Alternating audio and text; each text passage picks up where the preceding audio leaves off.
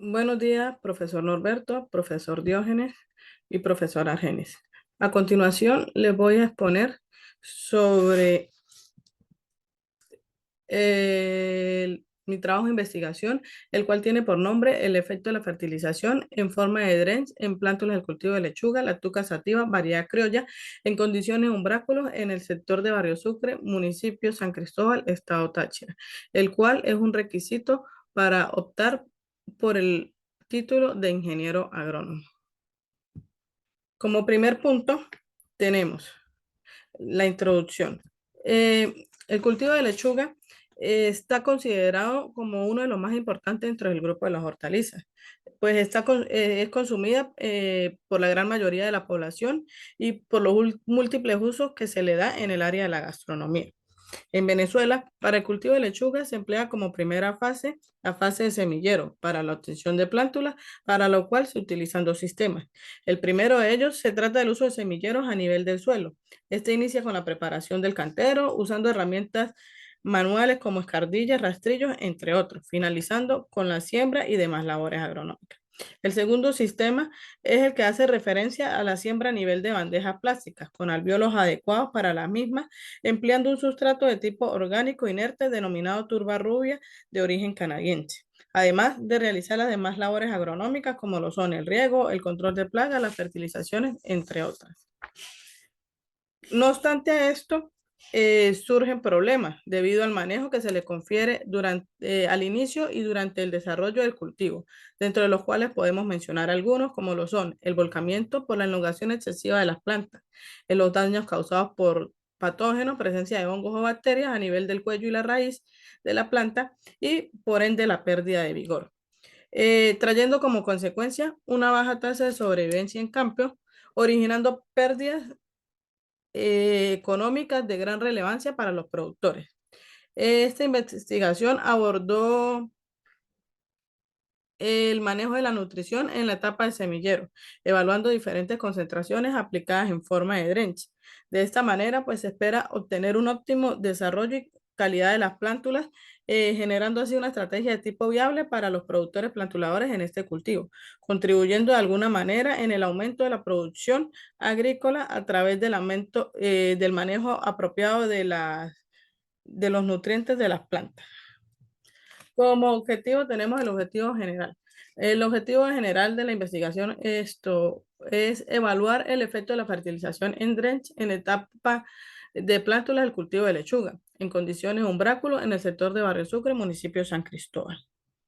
Como objetivos generales tenemos evaluar el efecto de la fertilización en drench en una solución estándar de producción de plántulas de lechuga, evaluar el efecto de las diferentes concentraciones de la solución nutriente de fertilización en drench en la producción de plántulas de lechuga, determinar el tratamiento más eficaz en la producción de plántulas de lechuga y determinar la viabilidad existente entre los tratamientos en evaluación.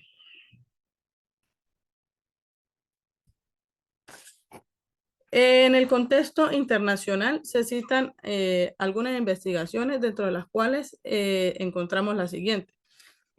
Una realizada por Insuasti en 2017, quien realizó una investigación la cual evaluó el efecto de los fertilizantes triple 20 y nitrato de potasio en pH, conductividad eléctrica en el sustrato y el crecimiento de la plántula, tanto de lechuga como de tomate y de chile, obteniendo como resultado que el nitrato de potasio generó mayor crecimiento en todos los cultivos, en tanto que incrementa el pH del sustrato, pero no lo acidifica. El triple 20 acidifica el sustrato y la aplicación de los fertilizantes aumenta la conductividad eléctrica sin afectar el crecimiento de las plantas. Por otra parte, Recalde en 2018 realizó una evaluación de 3 dosis de nitrato de potasio en la producción de plántulas de tomate y lechuga, teniendo como resultado que la aplicación de 0,77 y 1,15 gramos por cada litro de nitrato de potasio generaron plántulas compactas y vigorosas con un buen desarrollo en su sistema radicular. Asimismo, Gutiérrez en 2021 realizó una evaluación de las producción de plántulas y el cultivo de lechuga, variedad tropicana, bajo el efecto del Damonicide, Benign, el Rotex y nitrato de potasio, obteniendo como resultado que el uso del Benign a los 15 días después de la siembra a nivel de plántulas presentó plantas más compactas y con las características físicas deseables para el trasplante. En el siguiente cuadro podemos observar la taxonomía del cultivo de lechuga, siendo el reino vegetal, el orden Asterales, la familia Asteraceae, el género Lactuca, la especie sativa, el nombre científico Lactuca sativa y el nombre común lechuga. El origen y la distribución. El origen de la lechuga es bastante antiguo, ya que existen pinturas que en Egipto que datan del año 4500 a.C., donde se conoce este cultivo. Las primeras lechugas de las que se tiene referencia son las de hoja suelta, aunque las acogolladas fueron conocidas en Europa a mediados del siglo XVI. La morfología, bueno, la lechuga es una planta herbácea y anual, su órgano comestible pues son sus hojas. El cultivo dura entre 50 a 60 días para las variedades tempranas y de 70 a 80 días para las variedades tardías. Posee una raíz pivotante, la mayoría de sus raíces se desarrollan de forma superficial y un sistema radicular profundo. El tallo es pequeño y muy corto, cilíndrico y normalmente no se ramifica. Las hojas son las que caracterizan al producto comercial y se disponen en espiral formando una roseta o un cogollo y son simples sin foliolos. Y las flores son de tipo hermafrodita. La fertilización. La fertilización es aportar a los nutrientes que las plantas necesitan para mejorar su rendimiento. La técnica de DREN consiste en aplicar sobre el suelo o cerca del tallo una mezcla de nutrientes disueltos en agua, la misma que será absorbida por la raíz de la planta y permitirá recuperar, fortalecer y mejorar la producción de las mismas. Como siguiente punto tenemos la descripción del ensayo. El presente trabajo se desarrolló con el objetivo de evaluar el efecto de la fertilización por el método de DREN, empleando diferentes concentraciones de nutrientes, partiendo de una solución nutriente empleada por productores plantuladores de hortalizas. Este ensayo se efectuó solo en la etapa de semillero bajo condiciones similares a la de un umbráculo. La ubicación del ensayo. Bueno, este ensayo se realizó en un umbráculo previamente acondicionado para tal fin en el sector de Barrio Sucre, San Cristóbal, Estado Táchira. En las siguientes imágenes podemos observar la ubicación geográfica con los datos geográficos exactos, como son la latitud, la longitud, la elevación, el uso y el dato. Cabe destacar que estos datos se tomaron con la ayuda de un GPS. Dentro de los materiales empleados, usamos la semilla de lechuga híbrida del cultivar criolla, bandeja de polietileno de 200 celdas de capacidad, sustrato comercial a base de turba rubia fina y más fibra de coco, la fórmula de fertilizantes comerciales como lo fueron el triple 15, el 11, 12, 18 de la marca comercial Yaramilá y fertilizantes foliares a base de calcio. También utilizamos una asperjadora manual de jardín para la aplicación tanto de los tratamientos como del riego y de los fungicidas e insecticidas. El diseño del experimento. El diseño del experimento, el experimento desarrollado fue de tipo unifactorial, empleando una solución nutriente patrón usada por los productores plantuladores a diferentes niveles de concentración, resultando 4 tratamientos más un tratamiento usado como testigo comercial, que es con la concentración al 100%, generando así un total de 5 tratamientos. En la siguiente imagen podemos observar la distribución de los tratamientos. Cabe recalcar que para realizar la distribución de los tratamientos se hizo de forma aleatorizada. Se procedió a marcar cada uno de los tratamientos. Ejemplo, el tratamiento 1 con sus 4 réplicas, el tratamiento 2 con sus 4 réplicas para un total de 20 unidades experimentales por cada tratamiento que fueron a evaluar. En el cuadro 2 podemos observar los tratamientos evaluados en el ensayo, partiendo de la concentración solución del nutriente estándar a base del 100%. A partir de ella calculamos las partes por millón tanto de nitrógeno como de fósforo, potasio, calcio, magnesio y azufre que fueron aplicadas en cada uno de los tratamientos.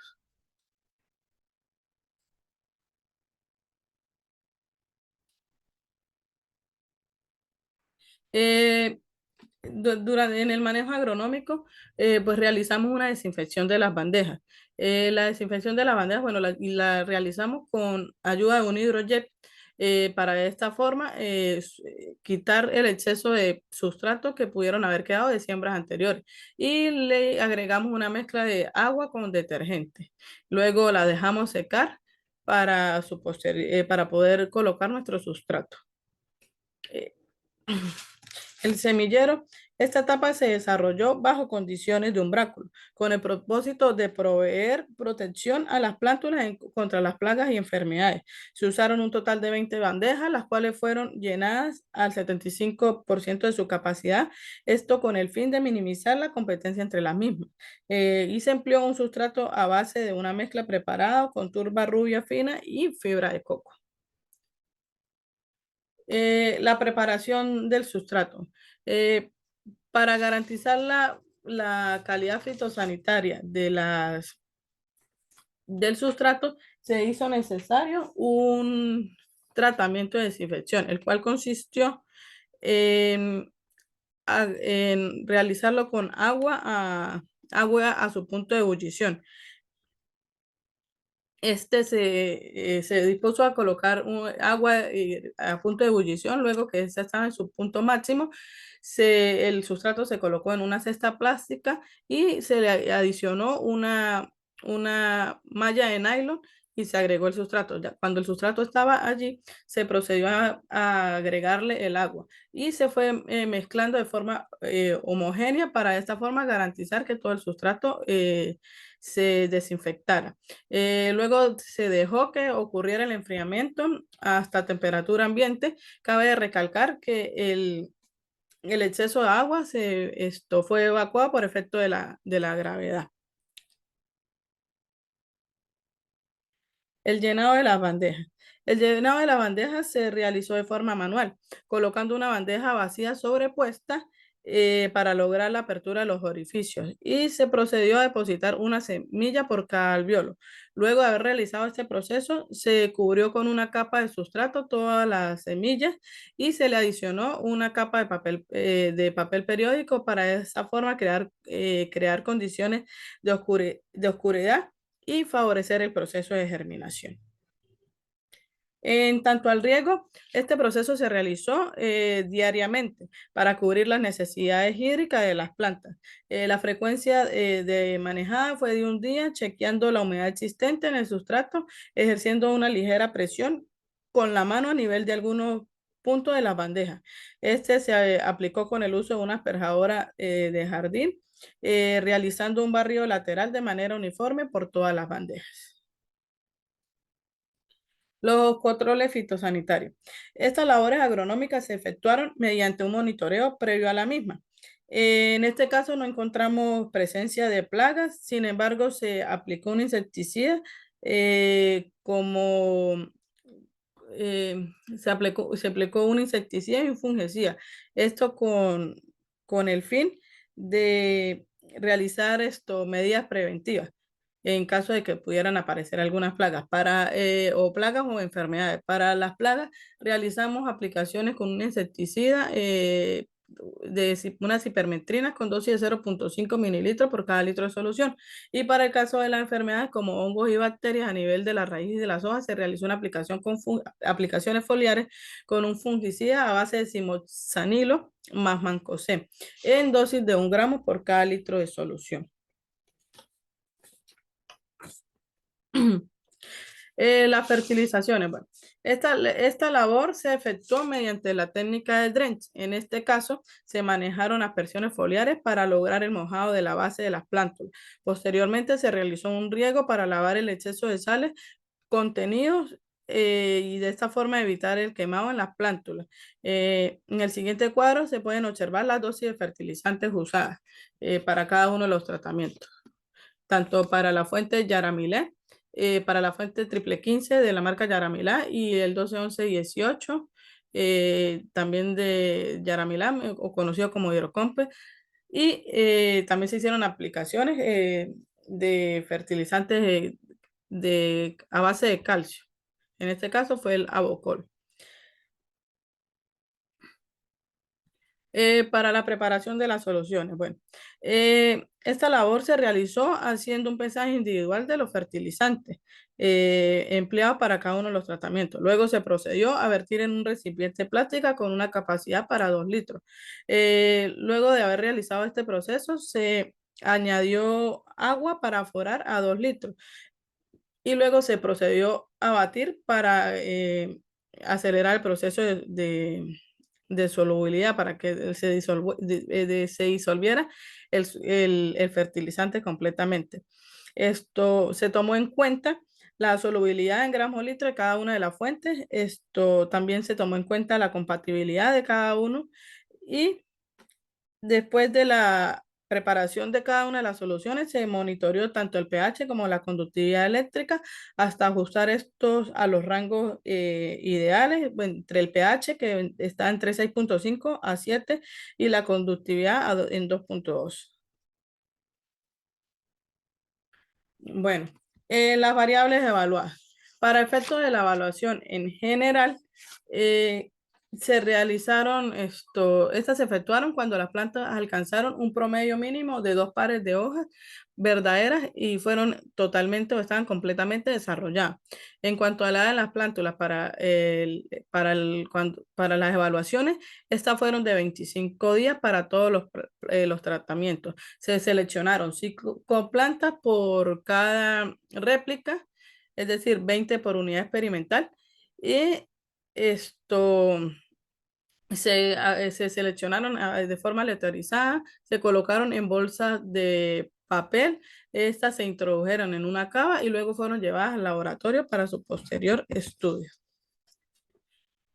Bueno, la altura del trasplante. Esta labor se realizó mediante el uso de una regla en centímetros. Para ello se colocó la misma en el cuello de la raíz hasta la inserción del último par de hojas. Luego de haber realizado este proceso, se procedió a anotar cada uno de los datos obtenidos. Para el diámetro del tallo, esta labor también se realizó con el uso de un vernier, el cual se colocó a 1 centímetro de la altura del cuello de la plántula y se procedió a tomar nota de cada medición. Para la longitud de la raíz.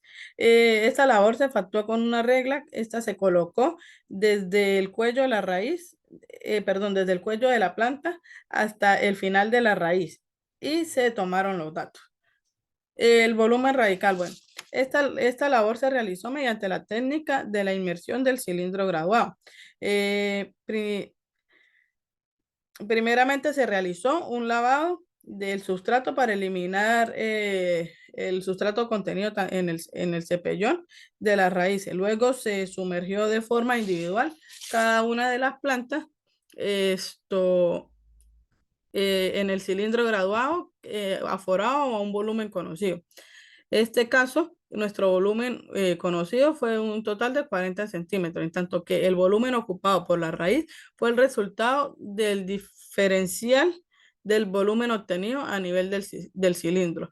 Luego pues, por medio de la aplicación de la siguiente fórmula, logramos obtener el volumen radical. Para la materia seca y aérea. Bueno, para esta variable se procedieron también, al igual que la variable anterior, se procedió a lavar todo el sustrato contenido en las raíces a nivel de cepellón. Luego se realizó un corte a ras para separar la parte aérea de la parte radical y se registraron sus pesos.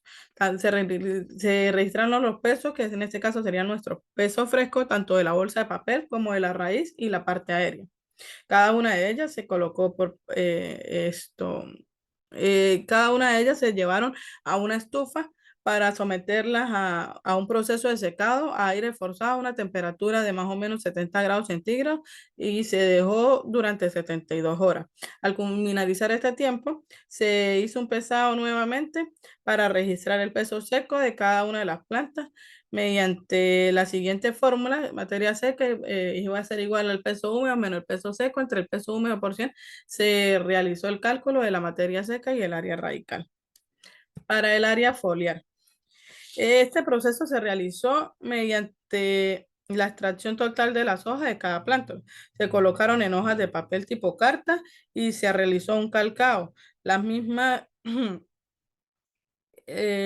luego de ello, se procedió a cortar cada una y se pesaron en una balanza digital con precisión de 0,01 gramos. Para determinar el área foliar, se estimó inicialmente la densidad del papel usado por cada centímetro cuadrado, promediando un total de 5 recortes de 1 centímetro cuadrado. Esto luego se sacó un promedio y de esta forma se realizó la relación entre ambas.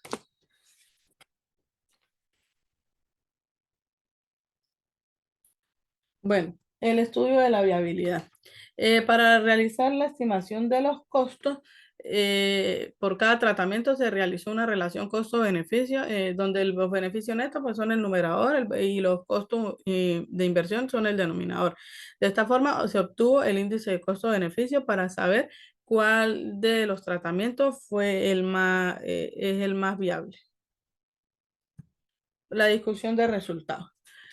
Para efectuar el análisis de los resultados de las variables del ensayo, como altura de la planta, el diámetro del tallo, la longitud de la raíz, el volumen radical y la materia seca y radical, los resultados fueron analizados mediante el software estadístico de versión libre Infostat 2020 para Windows. Asimismo, se efectuó la comparación de medias existentes entre los tratamientos con el contraste de rangos múltiples de Dukan. En lo que respecta al resto de los datos, se analizó mediante metodologías del tipo descriptiva con el apoyo de gráficos y tablas. En el siguiente figura podemos observar el resultado del el volumen radical. En cuanto a los resultados para la variable biométrica volumen radical en centímetros cúbicos, según el análisis de varianza, se obtuvo un coeficiente de variabilidad de 3,38 a las diferentes concentraciones de la solución nutriente.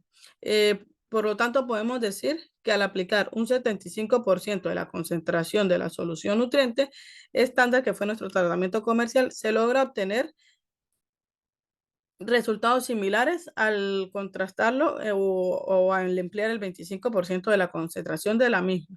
La respuesta más favorable se presentó en el tratamiento 1, que fue nuestro tratamiento comercial.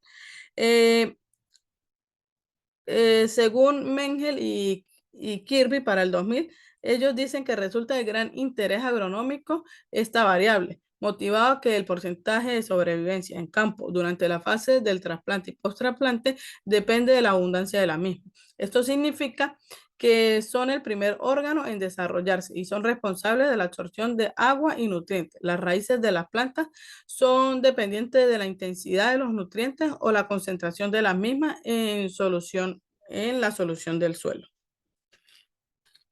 El diámetro del tallo, bueno, en la siguiente figura podemos observar los resultados obtenidos para el diámetro del tallo. Para esta variable biométrica no se encontraron diferencias significativas entre los tratamientos, ya que obtuvimos un P mayor al 0,5. No obstante, el mejor diámetro desde el punto de vista numérico se presentó en el tratamiento 1, que fue nuestro tratamiento comercial, con un valor promedio de 2,82 milímetros. Cabe señalar que para todas las concentraciones en general, las soluciones nutrientes utilizadas no se reflejó clara evidencia del efecto para esta variable. Los resultados de este ensayo no muestran el efecto mencionado por Rodríguez en 1998, el cual expresa que se ha comprobado que un alto nivel de nitrógeno y potasio disponible en un sustrato favorece significativamente el diámetro y el crecimiento del tallo de la planta. Y por otra parte, CANCEP en 2018 dice que el diámetro del tallo es un factor que influye directamente en los rendimientos de los cultivos, ya que determina qué tan resistentes pueden llegar a ser las plántulas puestas en campo. Por lo tanto, concluimos que el diámetro del tallo está relacionado de manera directa con la capacidad de las plantas para tolerar condiciones adversas, entre las que se mencionan evitar el acame o el volcamiento de las mismas y pues esto posterior al trasplante, por efecto de la acción del viento o el impacto generado por las gotas de lluvia e incluso por el riego.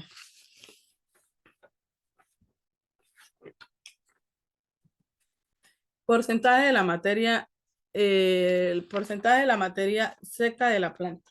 En la siguiente figura podemos observar los resultados obtenidos para esta variable, donde la materia seca de la planta, según el análisis de la de varianza, se tuvo un coeficiente de 23.49, con un P mayor al, perdón, con un P menor a 0.05 y un nivel de confianza del 95%. Eh, la mayor acumulación de materia seca en la planta se concentraron en los tratamientos 4, tratamiento 5 y tratamiento 3, con valores promedio entre 16.32 a 16.29. En el tratamiento 1 fue el que mostró un comportamiento similar y el más desfavorable fue el tratamiento, se encontró en el tratamiento 2. Esto, asimismo, se puede aseverar que las mejores opciones de la concentración de la solución nutriente a emplear para lograr una mayor acumulación de materia seca se sitúan en el 75, en el 125, en el 50 y el 100% de la solución nutriente.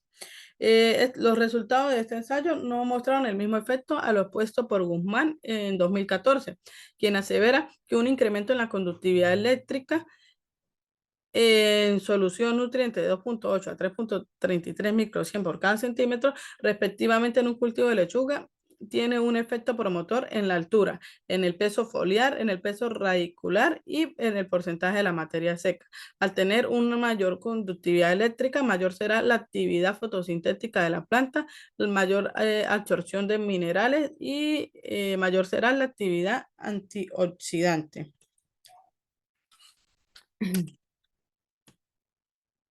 Por tanto, se deduce que los valores de la conductividad eléctrica presentes en las soluciones empleadas no afectaron de forma significativa los resultados, ya que los valores de la conductividad eléctrica estuvieron en los rangos recomendados según Niñirola en el 2001, quien dice que uno de los rangos de conductividad eléctrica están entre 1 a 3 microcien por cada centímetro.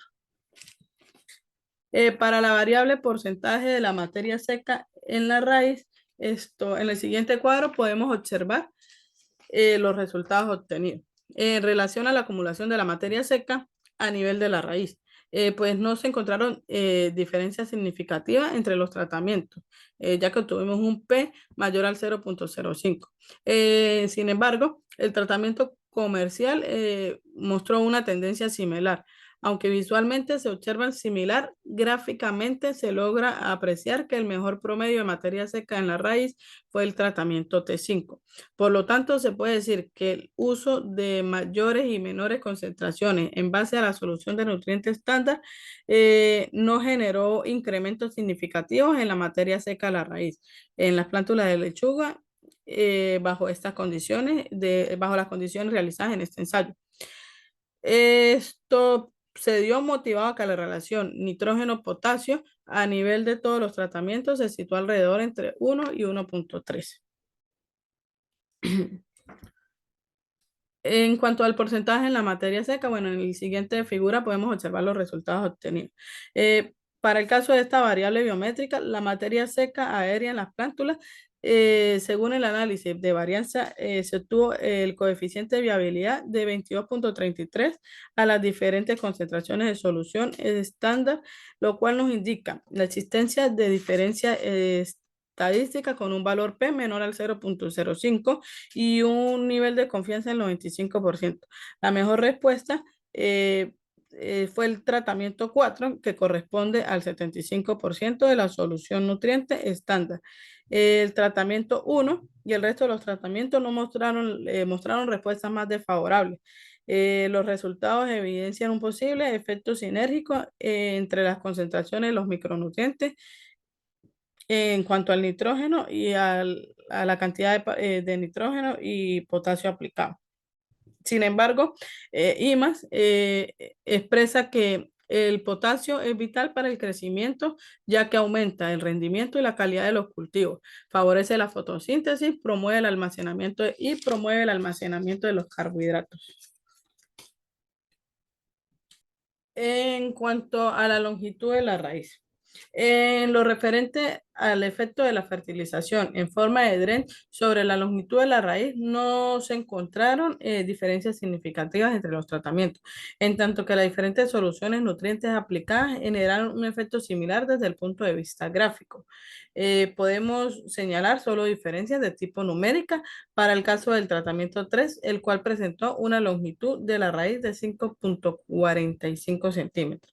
Sin embargo, Recalde en 2018, usando soluciones nutrientes en el cultivo de lechuga en relación 1 a 3, no encontró diferencias significativas para la variable longitud de la raíz en plántulas del cultivo de lechuga.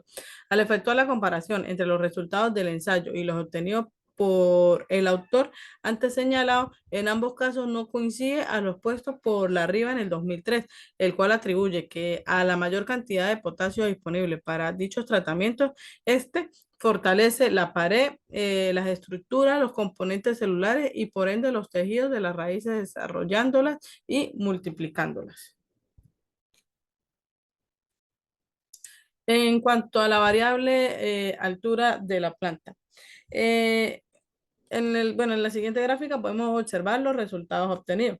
En cuanto a esta variable biométrica, a la altura de la planta en centímetros, según el análisis de varianza, se obtuvo un coeficiente de 21,80 a las diferentes concentraciones de solución nutriente estándar, lo cual nos indica la existencia de diferencias estadísticas con un valor de P menor al 0,05 y un nivel de confianza del 95%. Los mejores tratamientos fueron el tratamiento 1, que fue nuestro tratamiento testigo comercial, y el tratamiento 3 fue otro de los mejores resultados, siendo los más desfavorables el tratamiento 2, el 5 y el 4. Los resultados de este ensayo fueron inferiores a los obtenidos por Insuasti en el 2017, el cual encontró un mayor crecimiento en plántulas de lechuga usando nitrato de potasio como fertilizante a la concentración de 281 partes por millón de potasio. El área foliar. Bueno, en el siguiente cuadro podemos observar los resultados obtenidos para esta variable. Entonces podemos decir que al comparar el efecto de la fertilización aplicada en forma de dren en relación al área foliar en las plántulas de lechuga, los resultados evidencian la existencia de diferencias estadísticamente significativas entre las áreas foliares en centímetros cuadrados.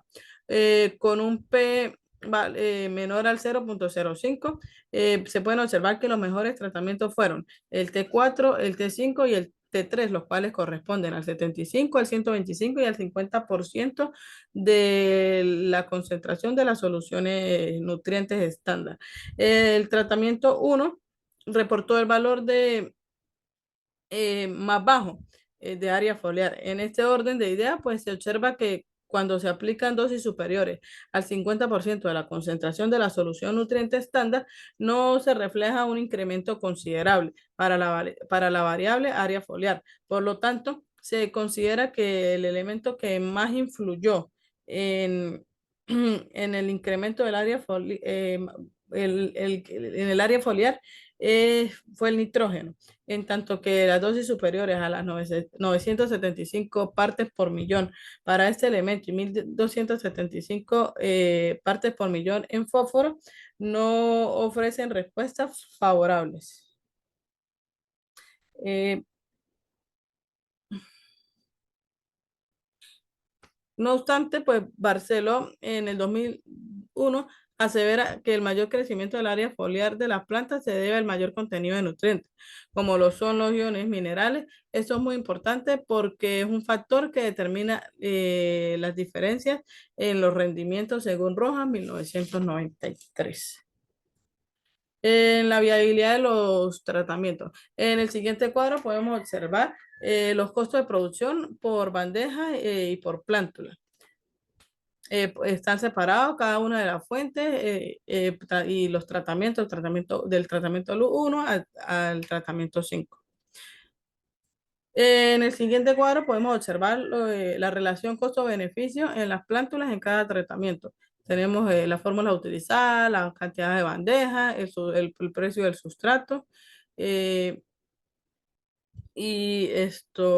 el total de pesos o dólares a invertir. Finalmente, en el siguiente cuadro podemos observar la relación costo-beneficio en las plántulas de cada tratamiento. Para la determinación de la viabilidad existente entre los tratamientos de la evaluación, inicialmente se efectuó el cálculo de los costos de producción referente a las soluciones nutrientes empleadas. Asimismo, se estimaron los costos relacionados con la mano de obra en los insumos y los insumos adicionales, teniendo como uno de los tratamientos más viables el T4, el T3 y el T2 teniendo una relación costo-beneficio mayor a 1.30. Eh, para esto, para desarrollar un buen manejo de las labores agronómicas en el cultivo y la aplicación de los tratamientos evaluados, se hizo necesario realizar unos análisis adicionales, entre los cuales está la temperatura. Ella se realizó a nivel de un umbráculo con la ayuda de un termómetro de mercurio. Este se colocó más o menos a la nivel de los mesones donde se encontraban las plantas para saber la temperatura que tuvieron a lo largo de todo el desarrollo de todo el ciclo de las plántulas. Cabe destacar que se hacían las mediciones en horas donde había mayor incidencia de luz y se tomaban los datos diarios y al final del ensayo se sacó un promedio, teniendo el promedio de 28 grados centígrados dentro del umbráculo. Para la evaporación. Esto se realizó también a nivel de umbráculo. Para ello se colocó un recipiente soportado sobre el suelo. Se colocó un volumen de agua conocido. Esto se realizó a las 7 de la mañana más o menos aproximadamente. Se procedió a medir el diámetro del recipiente. Luego se marcó con una cinta el volumen inicial y más o menos a las 5 de la tarde se realizaba la medida del descenso del agua. Para así conocer la evaporación en milímetros que se evaporaba al día, teniendo un promedio de 22 milímetros diarios de agua. Bueno, esto se realizó o se sacó con la fórmula del área, que sería pi por el radio cuadrado. Eso nos dio los centímetros cúbicos de la evaporación que por día. En cuanto a se realizaron análisis tanto del pH y la conductividad eléctrica de las soluciones nutritivas. Estos análisis se realizaron tomando una licuota de cada uno de los tratamientos y se procedió a colocar en vasos plásticos cada uno de los tratamientos para poder medir tanto el pH como la conductividad eléctrica. El pH, antes de medirlo, pues se realizó la calibración del pH y se procedió a tomar cada una del pH de cada una de las soluciones. Este mismo proceso también se realizó para la conductividad eléctrica y previamente calibrado. En la siguiente tabla podemos observar el pH para el tratamiento 1 hasta el tratamiento 5 y la conductividad eléctrica de todos los tratamientos.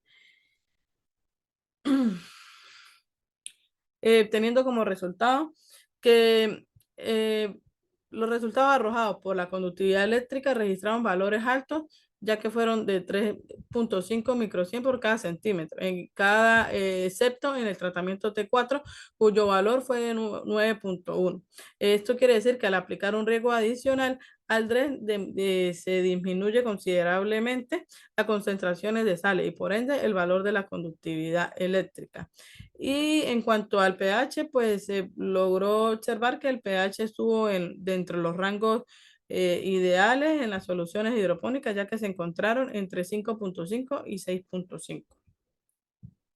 Eh, También cabe recalcar que se realizó un análisis del pH y la conductividad eléctrica de la savia de la savia de las plantas.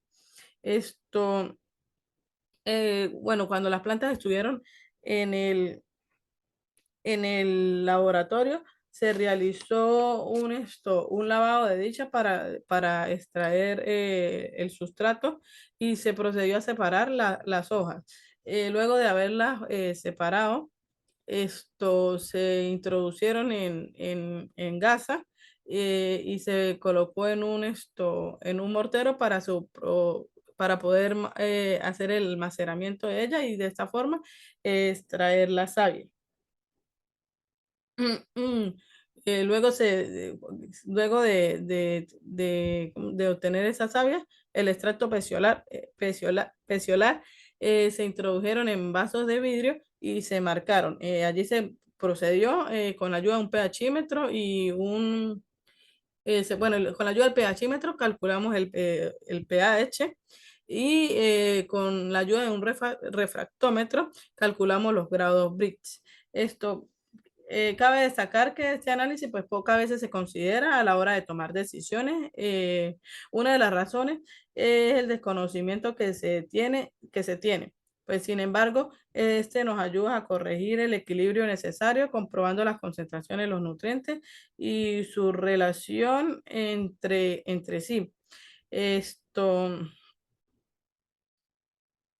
bueno, podemos decir que el pH, pues en cuanto al pH, pues los valores obtenidos fueron bajos, ya que esto quiere decir que es posible la existencia de algún cation. Nuestro caso, pues fue el calcio que estuvo presente en 37,88 partes por millón. En cuanto a los niveles de los grados Brix o los niveles de azúcar encontrados en las plantas, estos se situaron entre 4 y 6, lo que muestra una carencia de los elementos considerados como nutrientes a futuro. Esto se debe a la edad de las plantas y pues que la lechuga no es una planta que contenga altos niveles de azúcar. Para la lámina de riego. En cuanto a la lámina de riego, bueno, para el análisis de la lámina de riego se realizó los respectivos cálculos arrojando un promedio de 1,30 milímetros al día, lo cual representa un volumen de agua considerable. La lámina de riego pues fue ajustada en base a la temperatura de la evaporación prevaleciente durante el ensayo. Cabe destacar que esta variable se realizó tomando 4 bandejas seleccionadas al azar, se realizó el riego.